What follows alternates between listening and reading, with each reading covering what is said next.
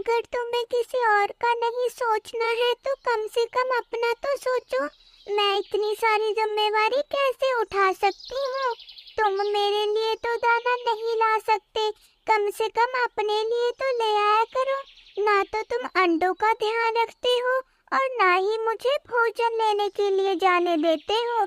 जो मैं भोजन लाती हूँ वो तो सारा तुम खा जाते हो। तुम कम से कम अपने आने वाले बच्चों का ही कुछ सोचो ना। बस अब बहुत हो गया है, अब मैं तुम्हारे लिए कोई भी काम नहीं करूँगी। तुम अपना दाना खुद ही लाया करो। पारो चिड़िया की हमेशा ही उसके पति के साथ इसी बात पर लड़ाई होती रहती थी, लेकिन उसका पति था जो उसकी कोई भी बात पर गौर नहीं करता था। मैं तो अभी जवान हूँ, मुझसे नहीं होते ये काम वाम। जब देखो मुझे परेशान करती रहती है।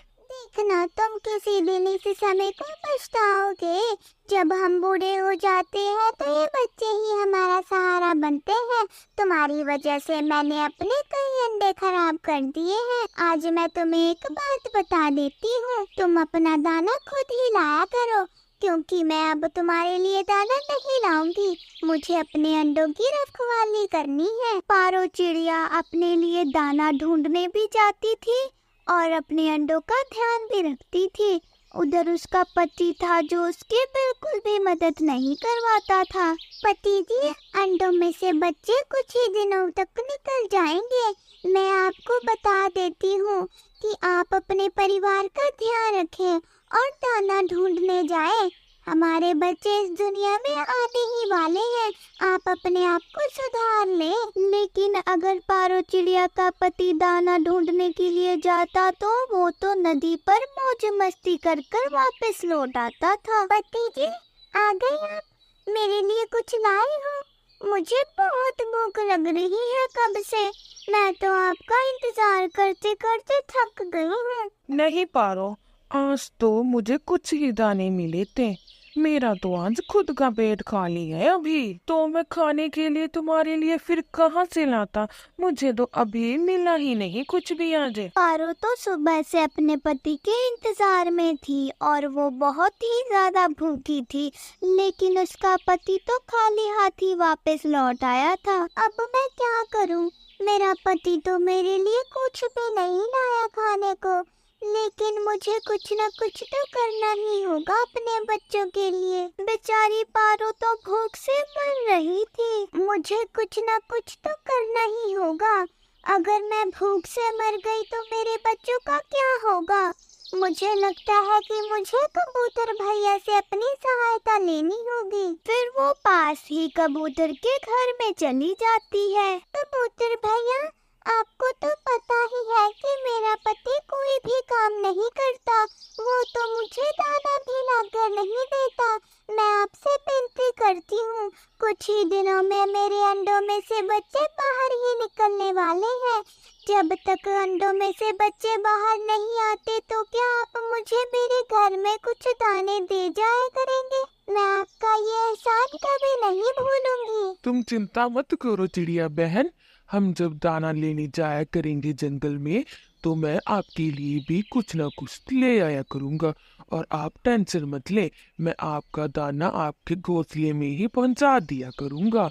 अभी आप ये कुछ दाने पड़े हैं मेरे पास, अब ये ले जाए, आपको कुछ ताकत मिलेगी इसको खा के। कबूतर भैया, आपका बहुत बहुत धन्यवाद।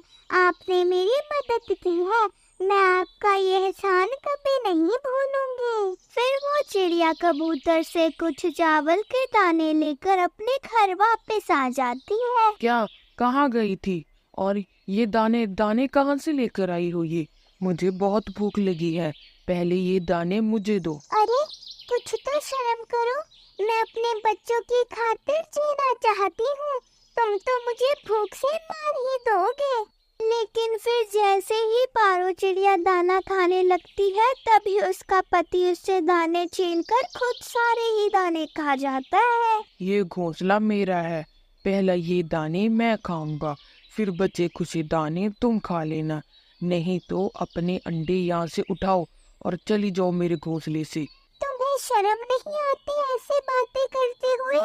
देखना, जब तुम बूढ़े हो जाओगे तो तुम इस दिन को बहुत ही पछताओगे। ज्यादा भाषण मत दो, जब समय आएगा तब देखा जाएगा। फिर ऐसे ही दिन गुजरते गए। पारो के पड़ोस में जो कबूतर था वो हर दिन पारो को कुछ न कुछ खाने के लिए दी जाता था, लेकिन पारो का पति ज्यादा भोजन तो खुद खा लेता था और बचा खुचा अपनी पत्नी को दे देता था। पारो बहुत ही मुश्किल से वो दिन गुजार रही थी। फिर आखिरकार वो दिन आ ही जाता है जब पारो के अंडों में से बच्चे बाहर आ जाते हैं। पारो तो अपने बच्चों को देखकर बहुत ही ज्यादा खुश हो रही थी। अरे वाह, मेरे बच्चे अंडों में से बाहर आ गए। मेरे बच्चे कितने प्यारे हैं। पारो तो बहुत खुश थी, लेकिन उसी वक्त उसका पति उससे लड़ाई करना शुरू कर देता है। मुझे बहुत भूख लगी है, मुझे नहीं पता दाने कहाँ से मिलेंगे। तुम जाओ और मेरे लिए जाकर बाहर से जंगल से दाने ढूंढ कर लेकर आओ। आज मेरे बच्चों का पहला दिन है, मैं इन्हें छोड़कर कहीं नहीं जाऊंगी। तुम खुद ही अपने लिए दाना ले आओ। तुम मेरे लिए दाने जंगल से ढूंढ कर नहीं ला सकती तो चलो जाओ, निकलो निकलो मेरे घोंसले से। तुम ऐसा कैसे कर सकते हो हमारे साथ? तुम इन बच्चों के बाप हो, तुम हम पर दया करो। हम इस रात में कहाँ पर जाएंगे? मुझे नहीं कुछ पता, मैंने कहा तुम निकलो यहाँ से। बस अब ये मेरा आखिरी फैसला है, तुम निकलो मेरे घर से। फिर वो बेचारी पारो चिड़िया करती भी तो क्या, फिर वो अपने बच्चों को लेकर वहाँ से चली जाती है। उसे तो अपनी मंजिल का पता ही नहीं था, वो बस उड़ती ही जा रही थी। रास्ते में उसे एक पेड़ पर खाली घोंसला नजर आता है, वो उस घोंसले में चली जाती है। फिर पारो चिड़िया ने उसी घोंसले को अपना घर बना लिया था, वो वहीं रहती थी। वो बहुत ही मेहनत से अपने बच्चों के लिए दाना लेकर आती थी और सारा दिन ही अपने बच्चों की रखवाली करने के लिए बैठी रहती थी। अब समय गुजर गया था, पारो चिड़िया के बच्चे भी अब कुछ बड़े हो गए थे। मम्मा, आप हमारे लिए कितनी मेहनत करती हैं। कोई बात नहीं, आज से हम आपके साथ ही भोजन लेने जाया करेंगे। लेकिन मम्मा, आपने हमें बताया नहीं कि हमारे पिताजी कहाँ पर हैं। बेटा, मैं तुम्हें क्या ही बताऊं, तुम्हारे पिताजी ने मेरे साथ बहुत गलत किया है। जब तुम अभी इस दुनिया में आए ही थे तभी उसने मुझे घर से बाहर निकाल दिया था। मैं उस रात को आज तक भुला नहीं पाई हूँ। लेकिन माँ, आप प्लीज हमें एक बार वो घर दिखा लाए जहाँ पर हम पैदा हुए थे। अच्छा ठीक है बच्चों, अगर तुम दोनों इतनी जिद कर रहे हो तो हम आज उसी दिशा में चलते हैं। फिर पारो चिड़िया अपने बच्चों को लेकर उसी दिशा में चली जाती है जहाँ पर उनके बच्चों का जन्म हुआ था। बच्चों, ये जो बड़ा पेड़ है ना, इसके पीछे पेड़ पर एक घोंसला होगा, उसी घोंसले में तुम्हारा जन्म हुआ था। तुम ही जाकर देख लो, मैं नहीं जाऊंगी तुम्हारे साथ। जैसे ही वो दोनों बच्चे उस घोंसले में पहुंचते हैं तो वहाँ पर किसी बूढ़े बीमार पंछी को लेटा हुआ देखते हैं। तुम दोनों कौन हो और मेरे घोंसले में क्या करने आए हो? मेरी मम्मा का नाम पारो है। क्या क्या कहा तुमने? तुम पारो के बच्चे हो? सच बोल रहे हो तुम? हाँ, हम पारो के बच्चे हैं। हम यहाँ पर वो घोंसला देखने आए थे जहाँ हमारा जन्म हुआ था। और बूढ़े अंकल, आप कौन हो? क्या क्या तुम अपनी मम्मा को बुला सकते हो? मैं बहुत बूढ़ा हो गया हूँ, मेरे तो अब पंख काम ही नहीं करते। जब बच्चे काफी समय तक वापस नहीं आते हैं तो उनकी माँ पारो उन्हें ढूंढने के लिए जाती है। पारो को देखकर उसका पति तो रोने ही लग जाता है। मुझे माफ कर दो पारो, मैंने तुम पर बहुत जुल्म किए थे। मेरी बात सुनो, मैं बहुत खुश हूँ अपनी जिंदगी से। मेरे बच्चे मेरा पल पल ख्याल रखते हैं, मुझे भोजन भी ला कर देते हैं। तुम्हारे पास इस खामोशी के सिवाय कुछ भी नहीं है। याद करो वो दिन। बस अब बस कर जाओ पारो, तुम बहुत बोल ली, मुझे सब याद है, बस अब तुम मुझे माफ कर दो। नहीं, मैं तुम्हें माफ नहीं करूंगी। याद करो वो दिन जब तुमने उस दिन मेरे प्यारे से छोटे छोटे मासूम बच्चों के साथ मुझे घर से निकाल दिया था।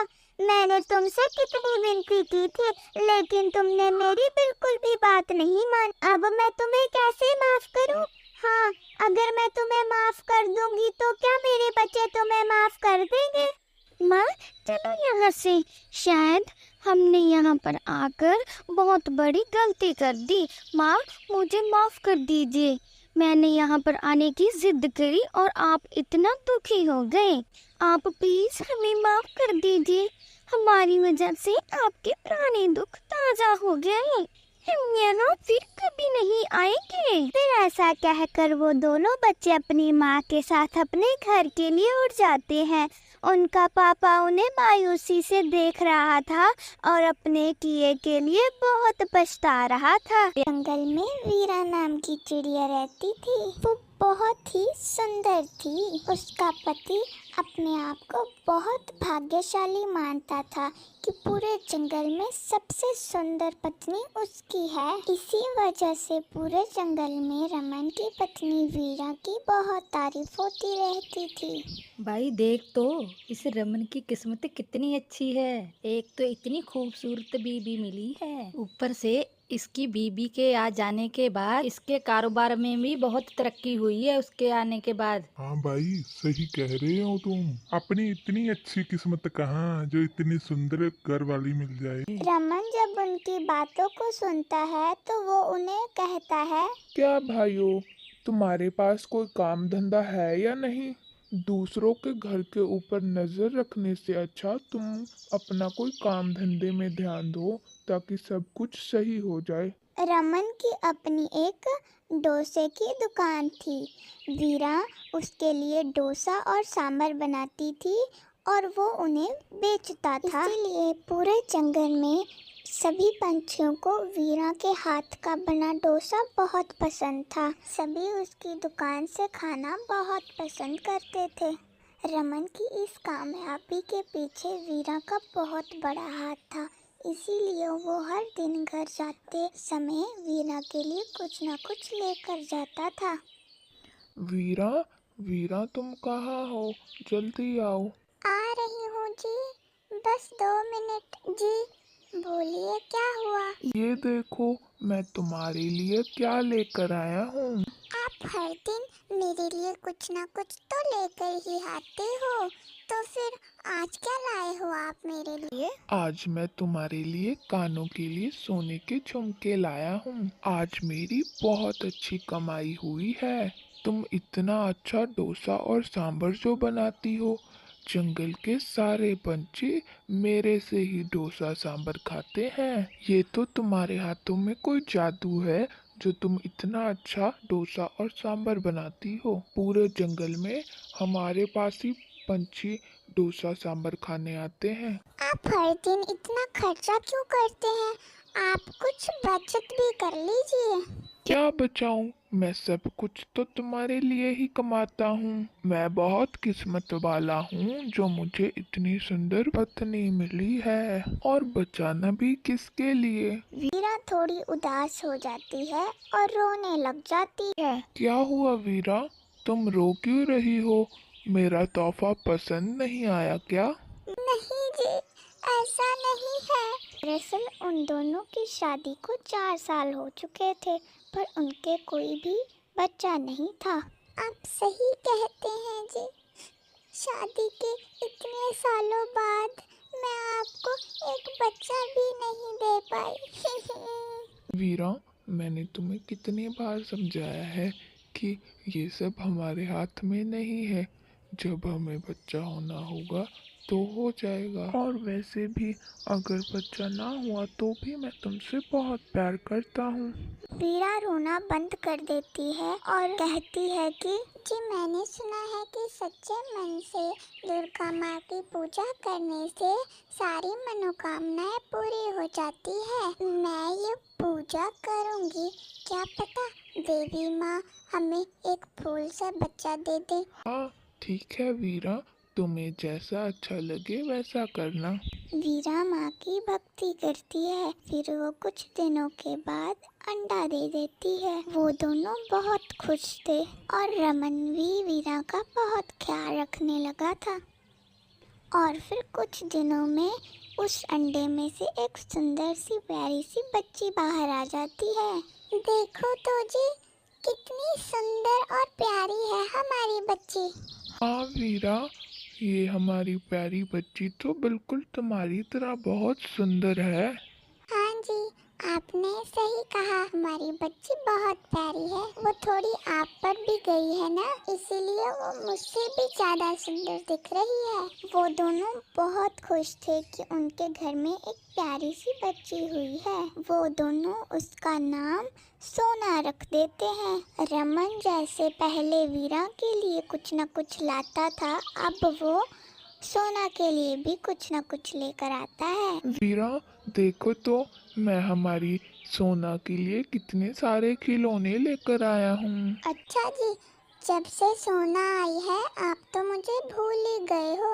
आप सारा कुछ उसके लिए ही लेकर आते हो। अरे नहीं नहीं, ऐसा नहीं है वीरा। अरे, मैं तो मजाक कर रही थी। आप सब कुछ अपनी बच्ची के लिए ही लेकर आए। उसे खुश देखकर मुझे बहुत खुशी होती है। पर ये तो अभी बहुत छोटी है, ये खिलौनों से कैसे खेलेगी?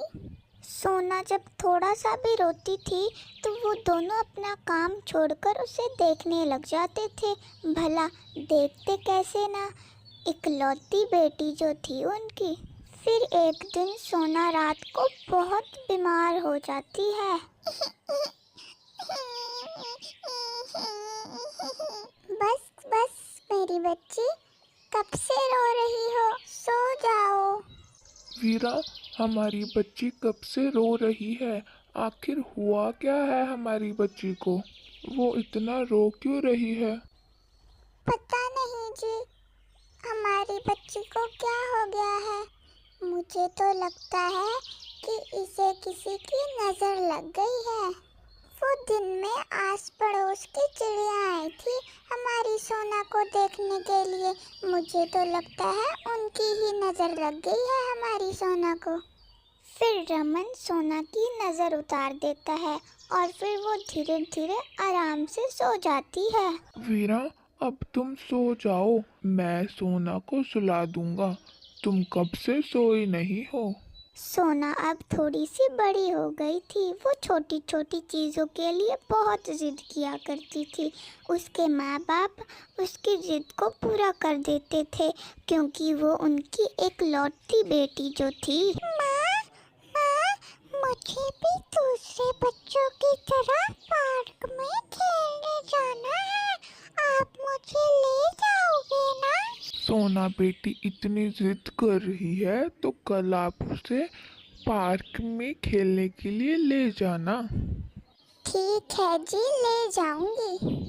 अगले दिन वीरा अपनी बेटी सोना को पार्क में लेके जाती है। वो पहली बार उसे बाहर लेकर आई थी। जैसे ही सोना पार्क में आती है तो वो दूसरे बच्चों को खेलता देखकर बहुत खुश हो जाती है और माँ का साथ छोड़कर आगे चली जाती है।